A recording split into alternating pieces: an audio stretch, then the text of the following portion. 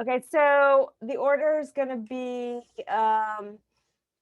let me just write this down. It's going to be the Marshall Plan for Moms, Artistic Struggle, Stop COVID, and Rompers. Okay.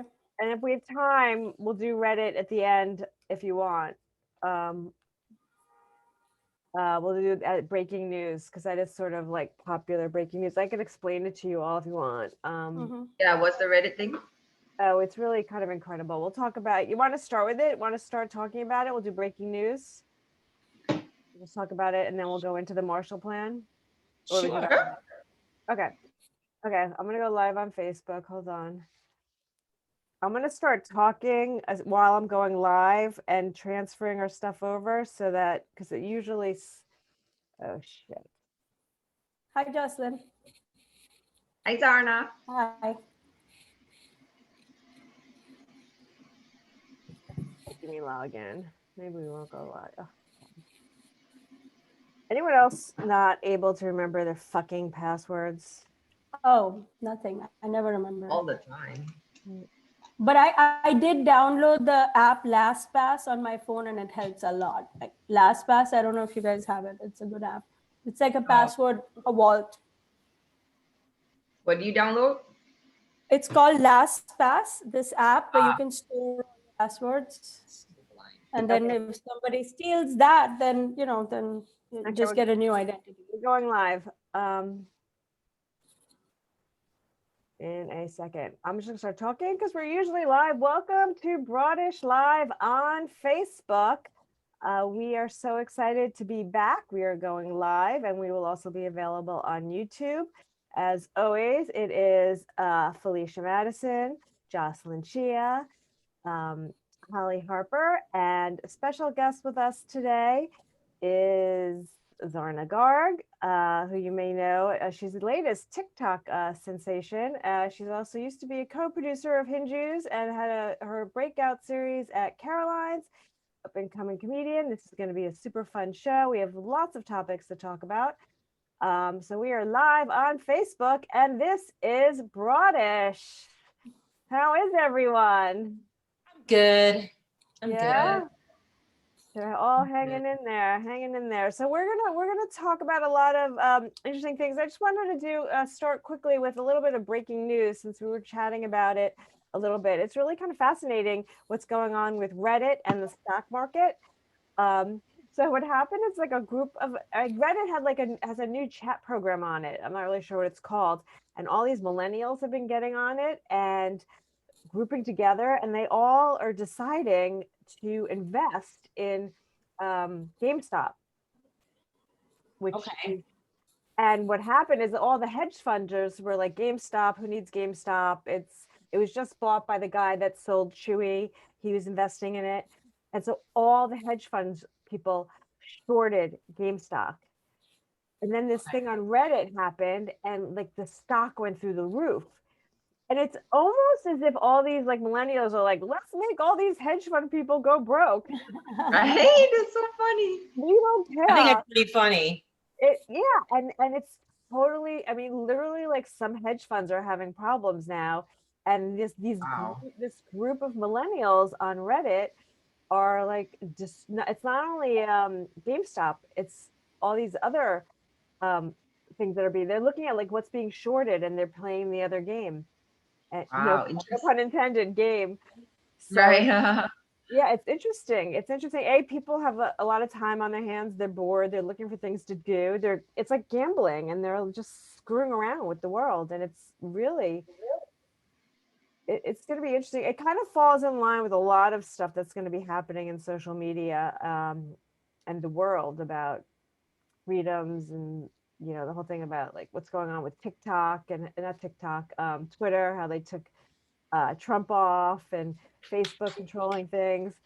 Yeah, I mean, I'm sorry though, too little, too late. I mean, he should have been off. I mean, I know it's like that comparison of like when people are like, I know you're so brave. You took off your seatbelt right as the plane was landing. I know that kind of bravery is, you know, not really seen these days. But yeah, it's like the 11th hour, 11 hours and 45 minutes, and they're like, you gotta go. It's like, And 59 seconds. And he was uncertain about it too. He's still not sure he made the right decision. But anyway, that was breaking news. I just thought we should talk about it. It's kind of fascinating. I know we're going to be hearing a lot about it in the coming weeks. It's gonna be groundbreaking. I think the breaking sorry, go ahead. No, go ahead, Zarna. I think the breaking news within the breaking news is that the millennials have any money to invest. pretty funny. Well, I was shocked when I read that. I'm like, I didn't think they had 2 pennies to rub together. Yeah, it's probably their parents. They're all bunkered up in their parents' homes, like participating or running in the gig economy. So everything they make is like holed away in their little Reddit account, I guess, whatever that is. But that was the one thing that fascinated me. I didn't think that they had money to buy. Like, from what I hear from fellow parents who have kids living at home, these kids are constantly whining. They don't want to pay for their own Netflix bill. Yeah, they don't. They have the money. They're not paying for Netflix. But they're investing it apparently. I think it's funny is the only reason I heard about this morning was because my 8-year-old son is a self-described gamer. And he was like, what's going on with GameStop? What's going on? Yeah. Like, he was like, did they close? And I'm like, no, they didn't close. And he's like, oh, okay.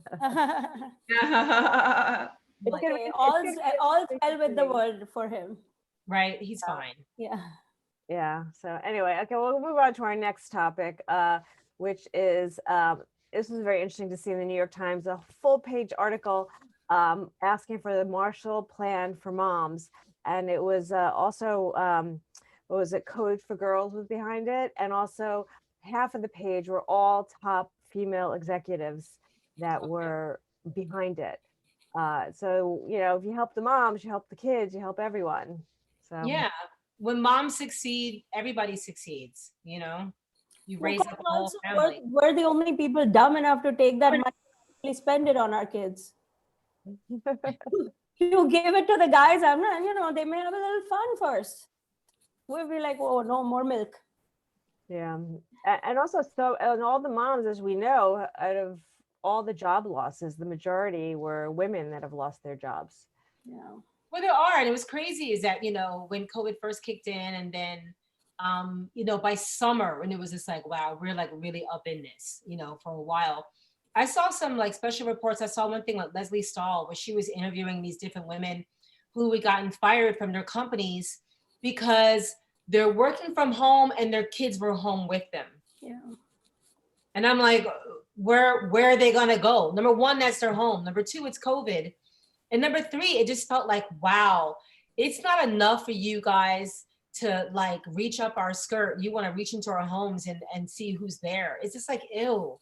There's got to be some line. There's got to be a border. You know what I mean? Like, why are you into who's in my home? I found that to be so weird and just controlling. Yeah. Well, I think it's interesting that no one's gotten on this soapbox until all these working moms had to be home with their kids.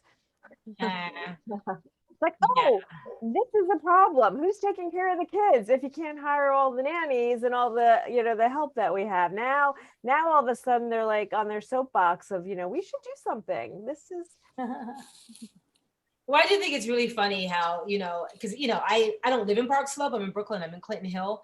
But it's like whenever I go to Park Slope, I always see like these cars with these bumper stickers and they're always like so woke, you know what I mean? And then like their nanny, they don't provide them any kind of health care.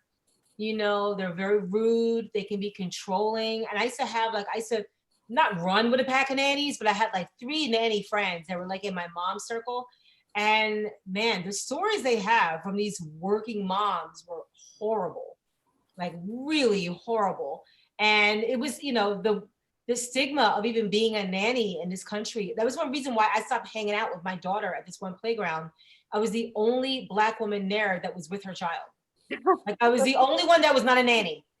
And I was like, this is crazy. Like, why am I even here? I need to go to a different financial bracket playground where I could see my people, you know, but yeah. And I'm glad these working women did this, but it's like so sad that that's the level it takes for it to be serious. Well, our friend Dara Jamont does the first time I met her, she was doing a joke on the Upper East Side. And she said when she walks down the Upper East Side, all the mothers sneer at her when she's on her phone. Like, why aren't you paying attention to the child you're supposed to be taking care of? God.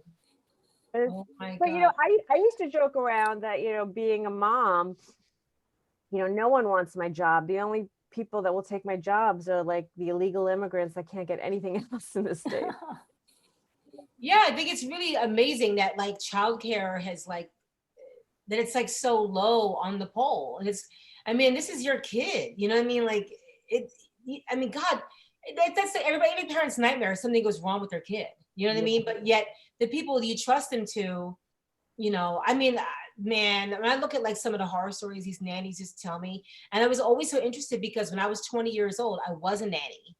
I was a nanny. I took a year off of school and I was a nanny that lasted like 4 months because the family thought they could talk to me any kind of way. And I was like, guess what? I'm from America. I got that mouth too. You know what I mean? Don't play. You know what I'm saying? I'm with the flag and I got all that mouth that comes with the flag. So it was just crazy because that's like when they started cracking down on the internet, you know, nannies from overseas, but I guess it just came back over the years. I guess it came back, but yeah, for I could see, like you said, your friend, she walks on the street, they sneer at her. Girl, do you know there was a website like 10 years ago? I couldn't believe it. Someone sent me a link. It was like a nanny cam thing, like like people were taking pictures of nannies, like, is this your nanny? Like nodding out in the park, like a nanny who left a sippy cup like turned over. And I was like, people are really snitching on nannies like this. Like, what? I'm glad it's not a mommy cam. I'd be snitched on a lot. Felicia should get her nails done again when she should be home taking care of her kids.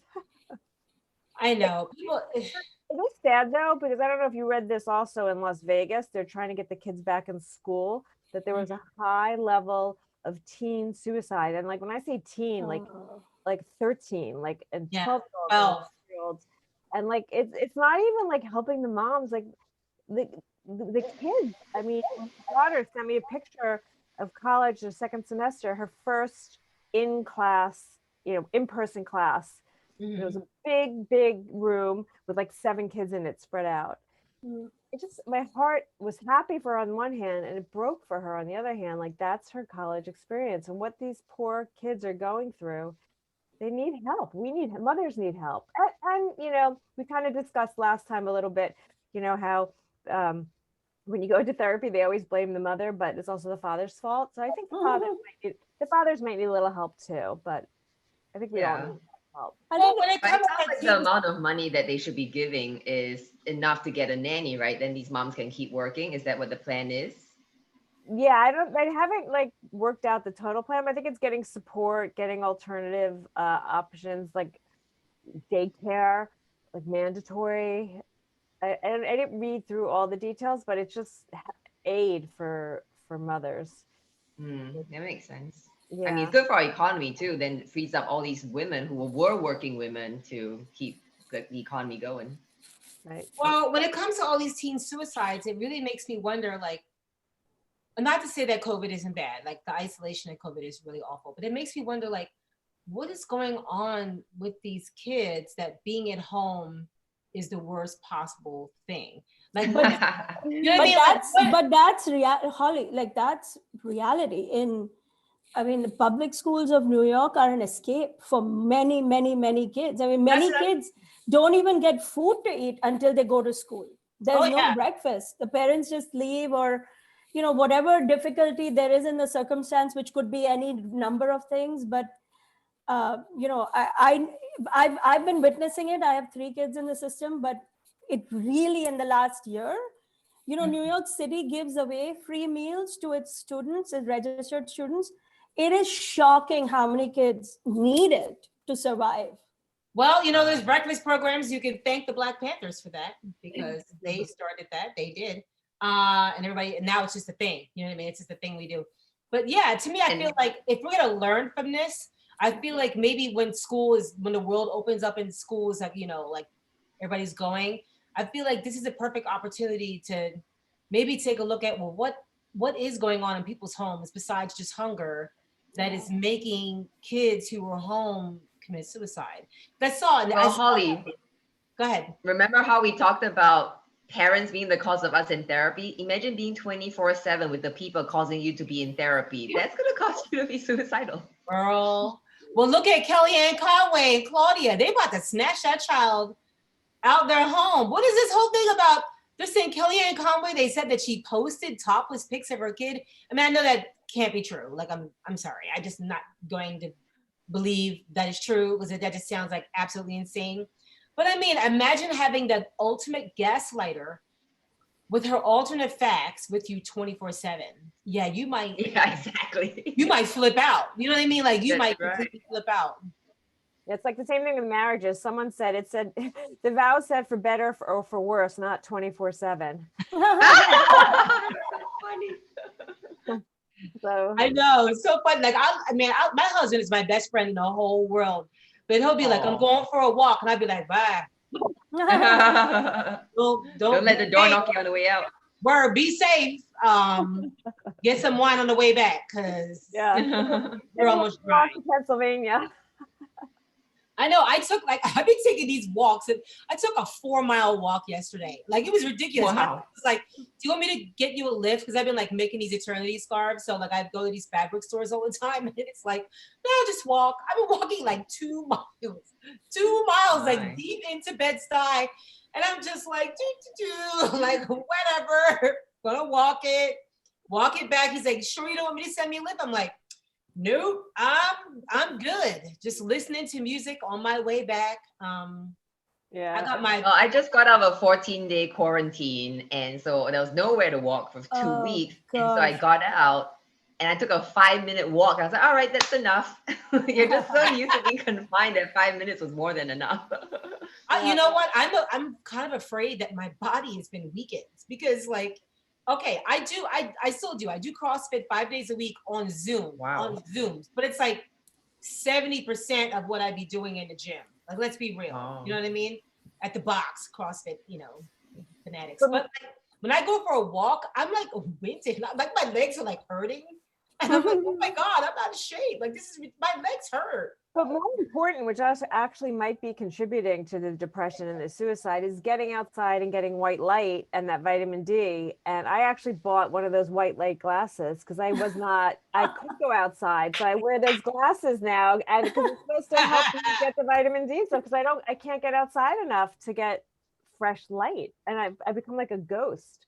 No, that vitamin, you can get addicted to like fake vitamin D. Like you can get addicted.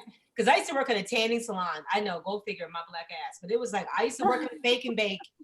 And girl, you could not work there unless you tan in the beds and the stand-ups.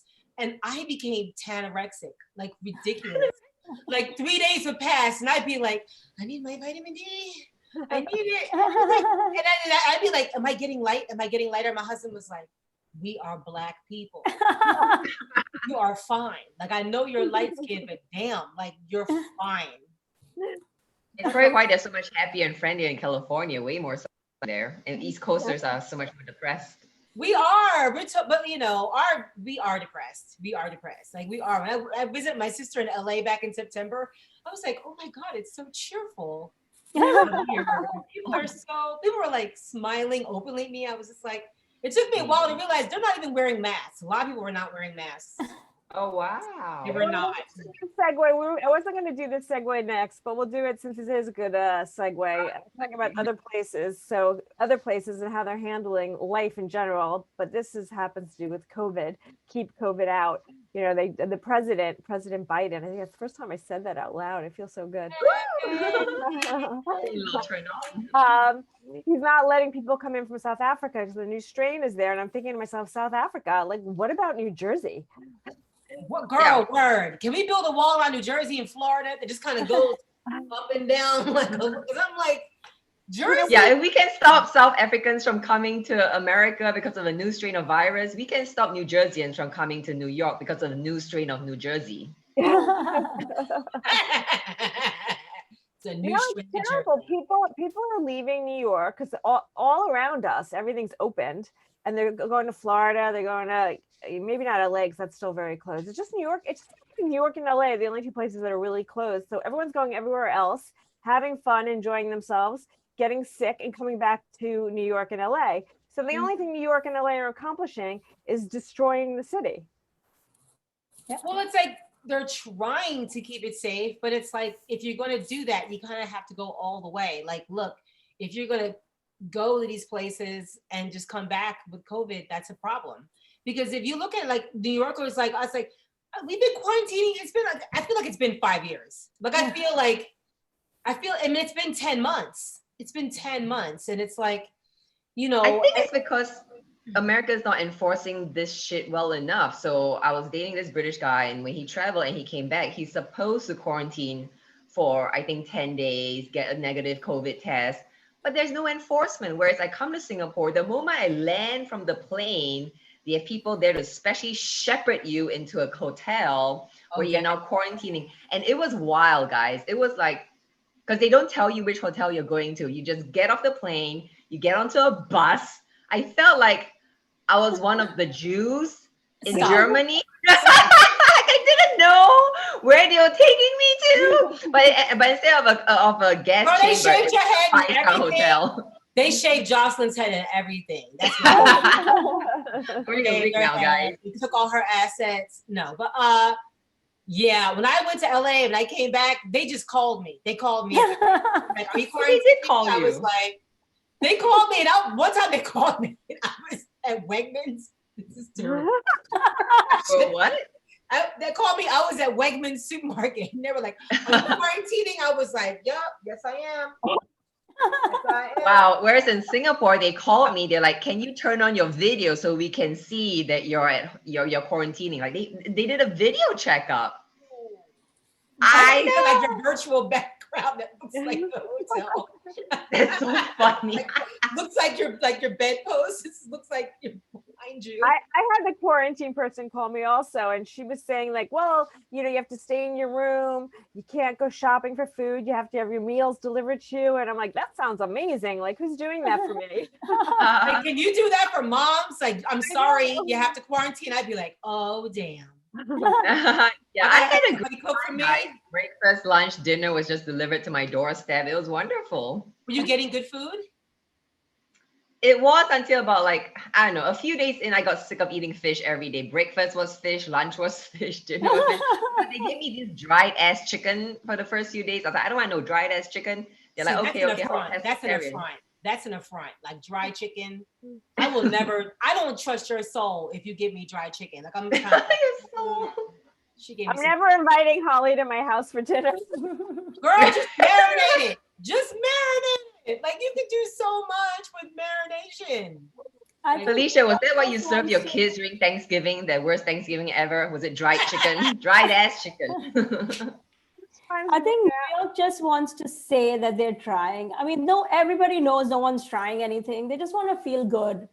It's like signing up for a gym membership. You know, you're never gonna go. It's fine. You pay that thing. You know. No, but I am that person that goes, like the gym membership. Like, I know, but it's like there's 5 New Yorkers who are taking it seriously, if that. If they really wanted to stop it, there's like, we're a little island. Like just shut down the airports and the bridges and tunnels and no one's coming or going. Nothing stops them from doing that. But we're all about to Zarna's point, the one time I worked out when I joined my gym is when I raised my arm to hand them my credit card. That was it.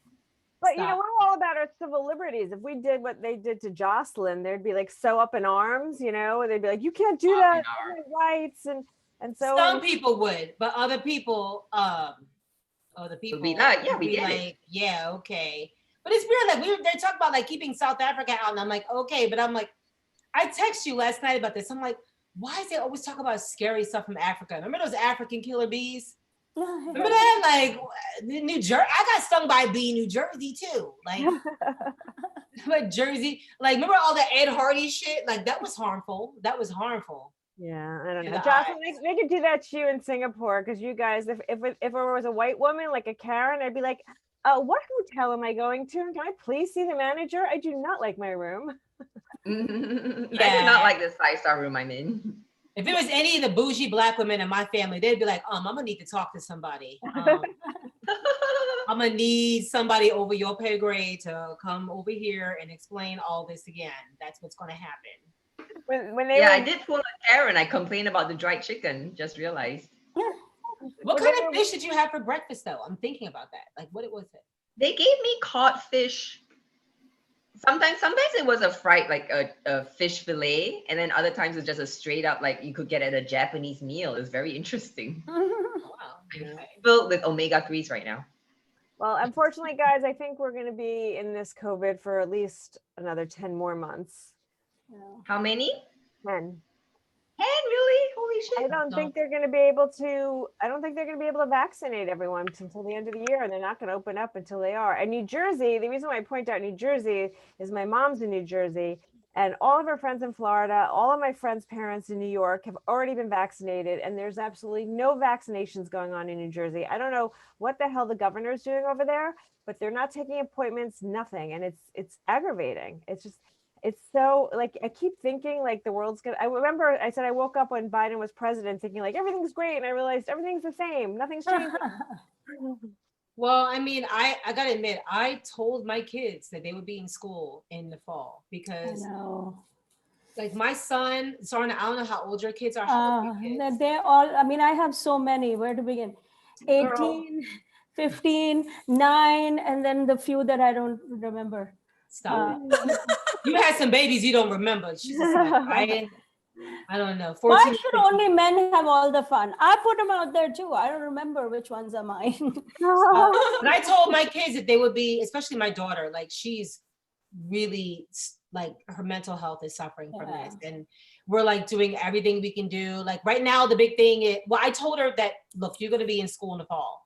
And if she's not going to be in the school in the fall, mom is going to have to do some razzmatazz, tap dancing, because we've been like, she's now in a COVID sleepover bubble. You know what I mean? Of like a couple girls, and they do sleepovers where our whole family, like all the 3 or 4 families get tested. You know what I mean? Because I'm like, they can't sustain this. Yeah. How old is your daughter, Holly? My daughter's 14. Oh yeah, that's the toughest age. Very tough. I know. I have a 15-year-old. Yeah. Yeah, she's daughter or son? Son. And Okay. he acts like it's all fine because he's playing on video games, but I can tell that he's actually asking me how I'm doing. There's something wrong. Oh wow. When your child asks you how you're doing, I was like, oh my God, it's out of control. No, it's really funny you say that because like my son, he's 8. And it's like no secret. My son's on the autism spectrum. He's high functioning autistic. And like one of the things they do in his social skills, like kind of like a social skills class, is they learn how to detect like sadness, anger. They have to learn because they don't really, they're not blessed with that at birth. And so I was crying one day. I was just like, I was so frustrated. And he goes, I can see that your face is wet. Are you upset? You're upset? And I was just like, I'm gonna be fine. Like, Holly, can you send me those notes? Because I'd like to send them to my husband. oh my gosh. It's so hilarious. I'd like to be a grid, like a 4-person grid, and it's like happy, sad, angry, jealous. And it's like happy people. Wait, what does jealous look like?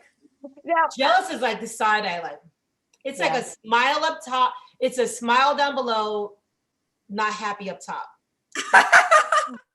And what's the you need to buy me a present right now face? Like you're gonna need to give me a gift. I know. I never got that thing as a wife where you're supposed to push for gifts. I should have gotten that. You know what I mean? I just never clicked in. Never clicked in. Make up for it now, Holly. I'm like you, like an idiot. I refuse. Oh, I thought I was so great. I was like, no, I don't need it. Now I'm like, he goes, I'm sorry. I go, no, Venmo me how sad you are about whatever you did wrong. I went to the hospital every last minute now. Yeah. I went to the even after I break up with a guy, like I just got a massage from my ex even after we broke up for Christmas. That's my girl. Really? Yeah. You sure that wasn't a vaginal massage? Because you just sound like I just got a no, like a massage voucher. I asked him for like a massage like voucher. Oh, okay. Not from his grubby hands. No, fuck that shit. Yeah, so I said I went to the hospital 3 times to stay overnight because of with horrible back pain. Came home with 3 kids, 3 push presents. Recently went into the hospital for 3 nights with back pain. I came out with a spinal fusion, but no push present. And I'm like, wait, I think this deserves a present. I think girl, you got push presents? I didn't even know they existed. Oh. And then White somebody women. was like, show me your push present. I was like, what are you talking about? What are you talking about? I'm like, you got a push present. And I was like, no, because you push the baby, like you got to push. And I was like, was I supposed to get a push? I didn't even know. Yeah. Is this I a was white woman thing? I've never heard of it before either. I I mean, told could you imagine if Indian people started giving push presents? Well, like, I don't know if maybe white women do that, but like a lot of, I don't know if Southern Southern white folk do this, but a lot of Southern Black folk do that sip and see. Like sip and see. Come see that sip it, like for the baby. Come see the baby. Come see the baby. We're having a sip and see. I'll just come on over and drink up and be like, oh, look at him sleeping in the crib. Bless him. Give me another margarita. You know what I mean? Like I had that in New York City. Yeah, I never got that. I should have had a sip and see. Damn it. you got to negotiate up front. I'm like, I'm not pushing unless I have a present. That's smart. That's just smart thinking. No. It's like somebody said to me, you can't plan anything in life. You can't plan when you have your baby. I'm like, actually you can. Lots of women do plan it and it goes well. And it's just fine. You can't plan to get good ones. That's the problem. That's true. Okay, well, let's move on to our lives as comedians, the artistic struggle. It just That lady is so sad, Felicia. Lord have mercy. She's just like, I'm not telling any jokes right now. I think it's actually a flyer from a show that someone did. I pulled it from the internet, but women are, as women in comedy, there's two aspects to the story. Being women in comedy, it's harder, but the fact that, that you really have to struggle to be a successful artist. You have to feel that pain. And I was actually thinking also, it's just, I feel like, and I guess you guys are all comedians, so it might be hard, but I feel like comedy is perhaps the hardest struggle because we do it alone and it's so, there's no camaraderie and it's just like out of all the artistic careers, I feel like it is the hardest. Well, I mean, I do think it's right up there. You know what I mean? Like, I don't know what it's like to be in a circus. You know what I mean? I don't know I don't know what it's like, but they seem happy. You know what I mean? Like they seem like happy with their traveling family. Like, but I'm just saying that no, comedy is really hard. It is really hard for women. But let me tell you, as somebody that started stand-up in my 20s and then I quit for like over a decade, I can say that it has gotten exponentially better for women, sure. But still not good enough. Do you know what I mean? Still not good enough at all. But no, it is hard. It is hard. I feel as if there's a lot of people that just don't want you to be a comedian, like straight up. They don't expect it from you. They think, oh, you think you're funny. And it's like, yeah, I'm there laughing. Like I did a show, they laughed. Subject, predicate agreement, it happened. But so yeah, I agree with you, Felicia. I know what you're saying. And all the factors that make it just harder to be a woman in general. Like we have to deal with our periods every fucking month. That's gonna make anything in life harder.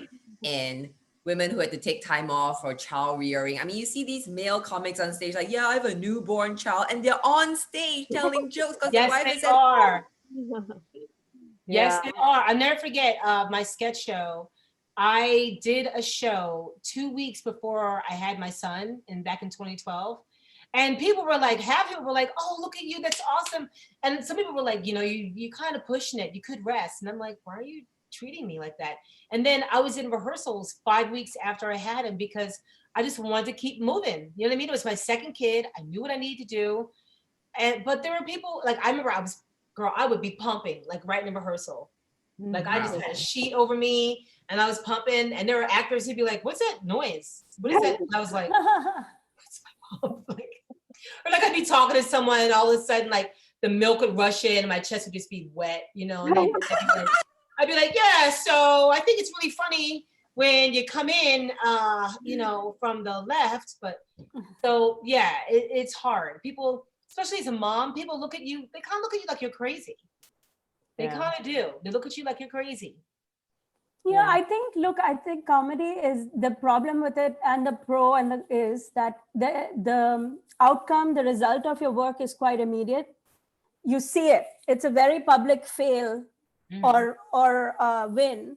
And that's something as women we're not that used to. I think it feels like a judgment when things don't work out, and I think we get a tougher skin. And now I'm learning, I'm training myself to be totally shameless. Like, I don't know what men think or don't think and what they think, whether we're funny or not, but the truth is that the biggest consumers out there in the whole world are women. So I don't really, why do we have to care what anybody else thinks, really? If the women enjoy our comedy, you've got a business. Right. It's funny because I feel like parenting prepared me for stand-up because I'm used to being either laughed at or ignored. Tough crowds, you know? Yeah, it's like, like when I have a bunch of young kids in the audience ignoring me, I'm like, I'm home. Oh my God. I had a moment on stage last year. It was a very like younger millennial audience, like more towards the early 90s than the early 80s. You know what I mean? And it was so weird because all of a sudden I was on stage and I looked at them, and I spent my whole high school, college years as a hardcore babysitter, even, you know, as a nanny for a while. And I had this moment on stage where I was like, oh my God, the kids that I babysat grew up. These are the kids that I was a nanny for, and now they're grown. And so it is weird because I feel like when it comes to comedy and with women, like Zarna said, we control the economy. And if we really wanted to see like female-led films, if we just withheld our dollars and just said, no, we're not patronizing anything unless there are more than 2 female leads. And like the requirements they have for the Oscars. Have you seen those requirements for the Oscars? Like, they're serious. And so I'm kind of like, if we really were just like, you know, the future is female, like hardcore, we could control the economy a lot more than we do. We really could. I just watched, and I suggest you all watch it, and everyone viewing watch it, the movie about Helen Reddy, I Am Woman. And it sort of deals with, I mean, first of all, she had a very troubling time getting ready and a troubling time with her husband. But she was sort of at the forefront of the women's movement, and her song, I Am Woman, Hear Me Roar, kind of became like the anthem. But they show her going into like studios, like people don't want to hear from women. And then she sees the movement and her message, and it was that combination of the women and the message that lifted her up and really made her so powerful and famous. And then of course her dumbass husband, like smart artistic women that make bad choices always seems to be good themes for movies. This one, unfortunately, it's true. But yeah, I gotta see that. I want to see that because I was very inspired. It made me think about the whole artistic struggle and how I think our minds think differently. Like, I just had surgery and I literally have a new tight 5 from the surgery because just things happen in surgery that like a normal person wouldn't think. Like when I was going into surgery, she said, okay, I need to ask you some questions. Like, okay, if we need to give you a blood transfusion, is that okay? And I'm like, what's the alternative? Word, like, so just die. Orange juice? Can I get orange juice instead? Can I get Shiraz? Like, it's red. The stupidest, I mean, I know it's for religious reasons. Or when I was being wheeled into my room and they were putting me in, I'm like, oh, can I see another room first? Oh God! I don't like this outfit you're wearing. It's hurting my eyes. Can you change? Oh my God! No, the music industry, like, man, when like Me Too hit like 4 years ago, really hard. I was waiting for the full weight for it to come down in the music industry, and it didn't. It didn't. And it's like, I mean, I have very little tie to the music industry, but I'll never forget I had a friend and she used to manage hip hop artists, and she stopped because as a manager, she'd be trying to book studio time. And these guys would be like, I'm only going to give you studio time if you blow me. Wow. Yeah. And she's like, you mean not just pay, like the men just pay? You didn't pay for it. Like, we have the money to pay. They're like, no, you're gonna have to give me some dome or else you're not getting studio time. Well, my big question is, if she blew them, did she still have to pay? I know, right? You still have to pay. But it was just kind of like, I remember thinking to myself, like, are you kidding me? Like, are you like, really?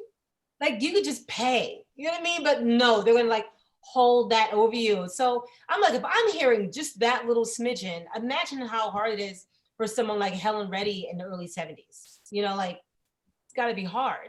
It's got to be very hard.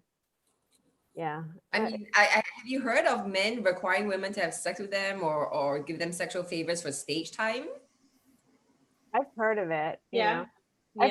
I've heard of men asking women for sexual favors for shopping privileges. For what privileges? For shopping privileges. Shopping privileges. Oh, That's your husband, Felicia. like I've heard of a guy. I don't know his name.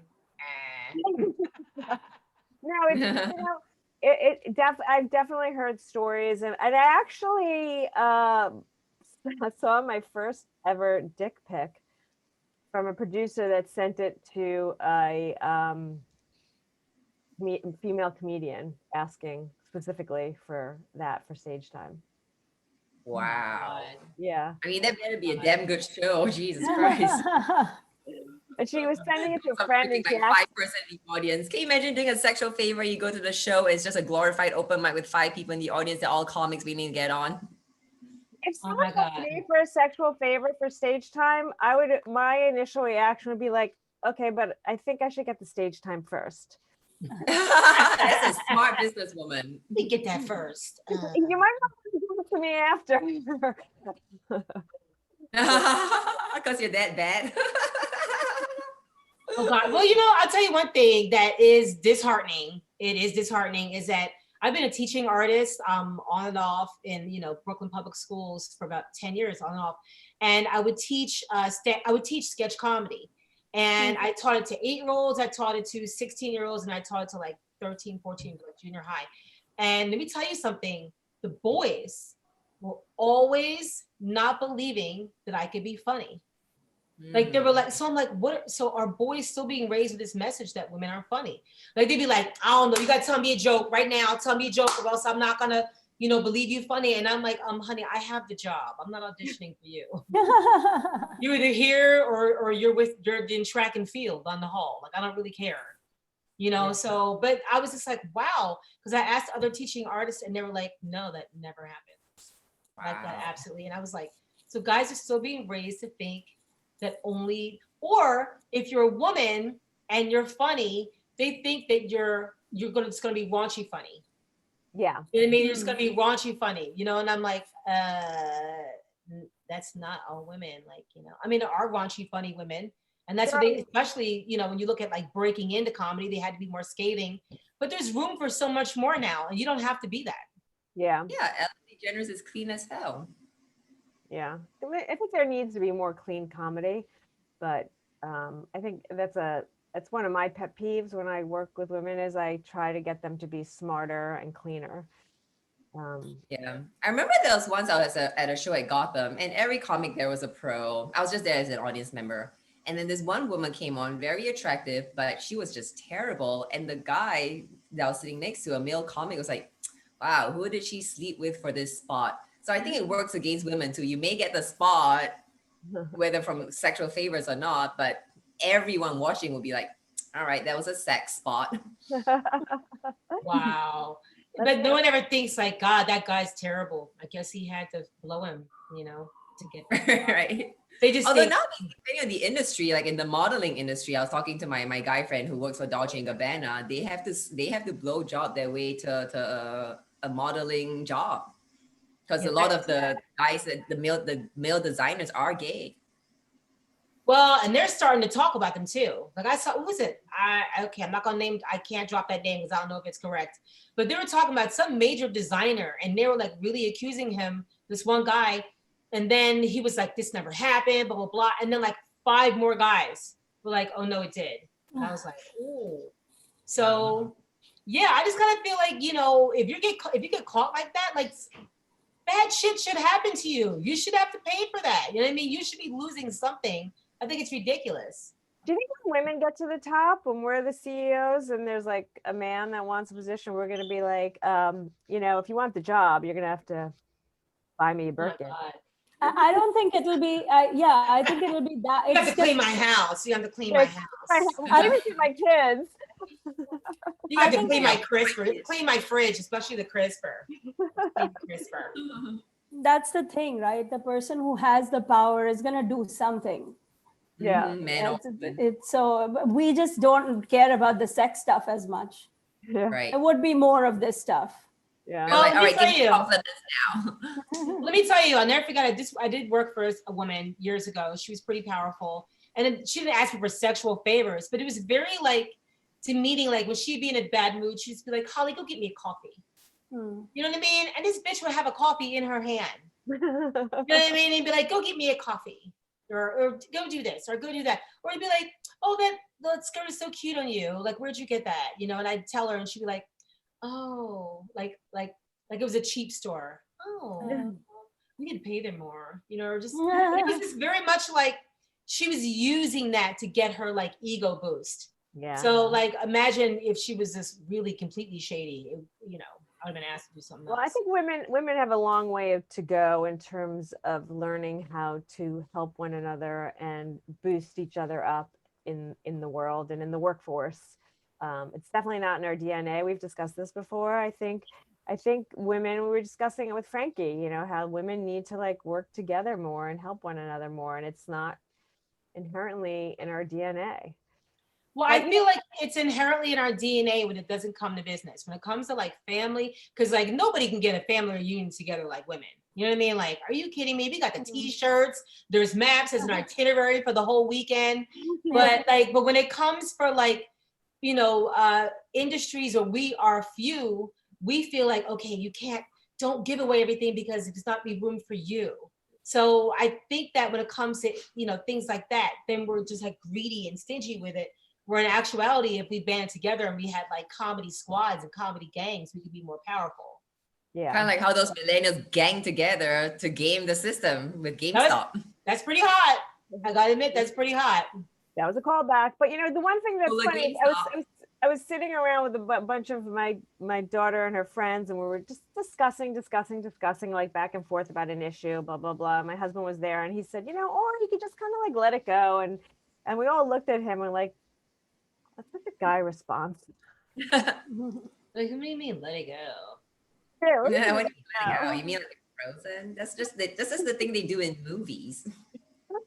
I know, like men are more successful because they don't like relive it and like chat about it and tell someone else about it and you know. Men are more successful because of a thing called patriarchy. Like it's called built-in affirmative action. You know what I mean? For the past like 100,000 years, like. That's why look at that, mid-level managers fail up. You know what I mean? I mean, the mediocre like manager is so prevalent. We have like a whole genre of characters of just middle managers we've seen in a million movies and TV shows. Like no one dreams of being a vice principal. Like, come on. Here's another reason, Holly, why we are not successful. Because we did spend extra time wearing rompers. So much longer to do things like, you know, we have to do our hair and our makeup and our nails, and we have to work out, we have to look good, and you know, when we go to the bathroom, we got to pull our pants down, we got to sit, I mean, it's like everything's like, and now like freaking came up with rompers for us. Girl, that romper. Let me tell you something. Do you guys wear rompers? Do you wear rompers? I've done it before, but I regretted it when I had to go pee. Yeah. Because you like sitting on the toilet butt ass naked. Yeah.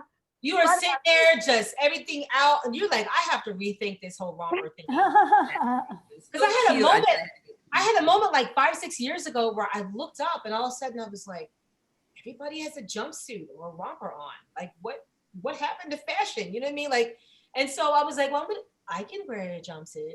So I got myself a jumpsuit, and then I went to go to the bathroom, and I was like, this is bullshit. Like, I'm not doing this. Like, no. You know, people can see it. There's always that little tiny crack. So, you know, people are looking to see if someone's there, and your whole outfit's like on the floor by your feet. You know? I know someone's passing by a stall. They're like, are they hoeing in there? What's going on in there? Are they hoeing in the stall? What's going on? Yeah, I don't know. I don't think women. I read an article by a guy saying, ladies, we don't think it's cute. I know all of you will insist, no, you should check out my romper. No, okay. It is not cute. It is not hot. Men do not like rompers. And I was like, why? It's so cute. And I think the male psychology is like, oh, I can't get that one off. You know, men need to stop telling us what they think is cute. Like, men, you're going to come after us, rain or shine. It's like Popeyes. You're always going to need us. You know what I mean? Like, don't try to act like you don't never going to come for women. So this whole idea of like, well, we don't like this, or it's like, great, we don't like big bellies, but we marry them. Like, get out of here. Who cares? Like, who cares? But no, it's weird about rompers. Remember they introduced a male romper? It was like a male romper. They introduced. Yes, that's right. Remember that? And I was like, for a second, I was like, oh my God, is this gonna take off? Because I'm glad it didn't. because it's weird. It's like a romper. It's like a toddler thing. Like it really is like a toddler thing.